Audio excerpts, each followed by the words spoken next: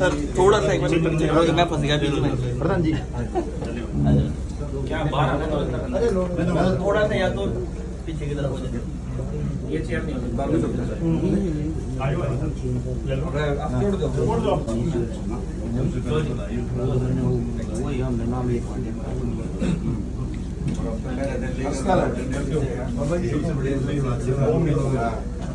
कल बार फोन आ रहे हैं ना मेरा भाई ये काम करना मैंने थोड़े दिन बाद फिर वापस काम किया पंजाब में काम किया how to manage the litigation तो बस उस सारी चीजों का ये हुआ है कि सरकार ने मुझे यहाँ कोशिश करेंगे कि वहाँ भी अच्छा क्योंकि वहाँ लिटिगेशन बहुत ज्यादा है और सारी हाईकोर्ट में फंसी पड़ी है तो देखते हैं सब जाके वहाँ क्या हो सकता है।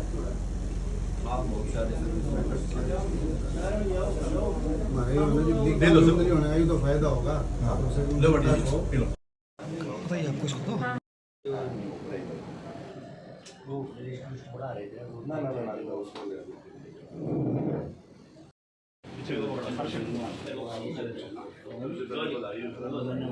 वही हमने नाम लिखवा दिया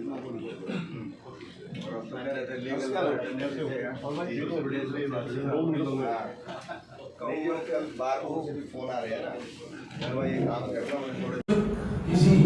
मौके में आके कागज मेरा सामने केस करो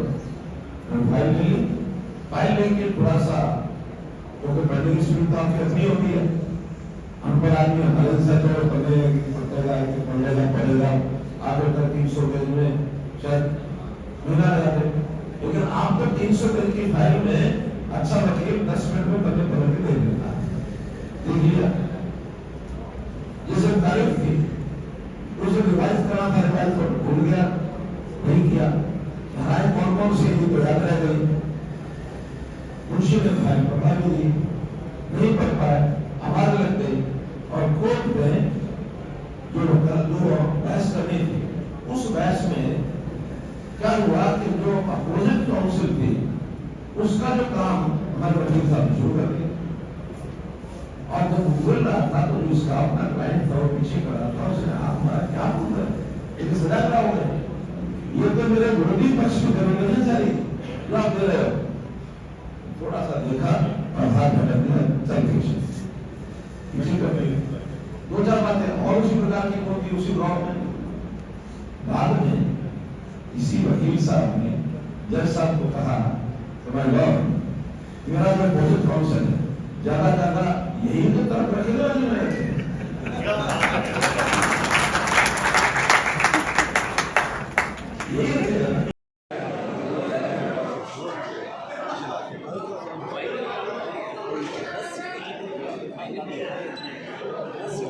समझौता नहीं किया। विषम से विषम परिस्थितियों के अंदर और प्रतिकूल परिस्थितियों के अंदर इस देश की रक्षा के लिए समाज की रक्षा के लिए उन्होंने सदैव त्याग किया है, सदैव लड़ाई लड़ी है और ऐसी बहादुर कौम को मैं प्रणाम करता हूँ और ऐसी बहादुर कौम के बहादुर बच्चा हिम्मत सिंह जो आज एसएससी बोर्ड के चेयरमैन बने हैं उनको मैं हार्दिक शुभकामनाएं प्रेषित करता हूं अपनी ओर से, अपनी पार्टी की ओर से और मुझे उम्मीद नहीं पूर्ण विश्वास है कि जो समाज है हर सरकार के अंदर सर्वस्पर्शी सरकार होनी चाहिए और जो हमारी सरकार है, जो हमारी नीति रीति संस्कृति है उसके अंदर सर्व समाज का समावेश है और उस समावेश के कारण आज इस समाज के अंदर जो अत्यंत खुशी का माहौल है स्वाभाविक रूप से निश्चित रूप से आने वाला जो समय है वो सर्व समाज का है और सर्व समाज के लोग भारतीय जनता पार्टी के लिए एकजुट होकर यहाँ से प्रत्याशी माननीय मनोहर लाल जी को भारी बहुमत से विजयी बनाने वाले हैं। इसी शुभकामनाओं के साथ एक बार मैं पुनः इस समाज का भी धन्यवाद करता हूँ, समाज को बहुत बहुत शुभकामनाएं भी देता हूँ और हिम्मत सिंह जी को भी मैं अपनी ओर से अपनी पार्टी की ओर से शुभकामनाएं प्रेषित करता हूँ। सर जैसे हिम्मत सिंह कैप्टन से ही लोकसभा चुनाव की पूरा पीक पे है तो कुछ फर्क पड़ेगा जो समाज की वोट है कोई असर पड़ेगा हिम्मत सिंह पे? देखो ये समाज मैंने पहले भी कहा बहादुर कौम है और जो राष्ट्र भक्त कौम होती है और राष्ट्रवादी कम्युनिटीज़ होती हैं वो हमेशा राष्ट्रवादी सरकारों के साथ रहती हैं और सारे समाज को पता है कि आज इस देश इतनी में देश का भला करने वाली कौन सी सरकार है। आज माननीय प्रधानमंत्री नरेंद्र मोदी जी का करिश्माई नेतृत्व पूरा विश्व उनको निहार रहा है। और आज दूसरी तरफ आज यदि हम उनके मुकाबले की बात करें, दूसरी तरफ एक बचकानी हरकतें करने वाला एक मतलब बच्चा जो जिसको माननीय मोदी जी शहजादे भी कहकर बोलते हैं, तो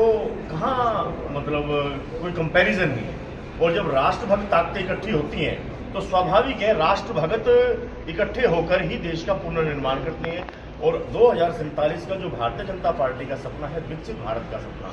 वो सभी राष्ट्रवादी सुविचारधारा के लोग एकजुट होकर ही उस सपने को साकार कर सकते हैं। आचार संहिता लगी खड़ी करी है उन्होंने, बिना पर्ची बिना खर्ची का जो सिस्टम लागू किया है, उन्होंने जो अंत्योदय की भावना से सरकार चलाई है, अंतिम से अंतिम पंक्ति में खड़े रहने वाले व्यक्ति को उठाकर उनका उत्थान करके एक अग्रिम पंक्ति पर लेकर आए हैं। ऐसे व्यक्ति को करनाल लोकसभा क्षेत्र में रहने वाला प्रत्येक व्यक्ति भारी बहुमत से विजयी कब बनाकर देश की संसद में विजय जाते हैं। अभी तक मनोहर लाल जो खट्टर है, चुनाव प्रचार उनका रथ पे चल रहा था, लेकिन पिछले 2-3 दिन से जो है वो जमीन पर उतरे हैं और डोर टू डोर किया है। इसको लेकर देखो, चूंकि डोर टू डोर माननीय मनोहर लाल जी ने ही नहीं किया, भारतीय जनता पार्टी के प्रत्येक कार्यकर्ता ने किया। राष्ट्रीय अध्यक्ष से लेकर हमारे बूथ अध्यक्ष ने डोर टू डोर किया। और जब पार्टी की कोई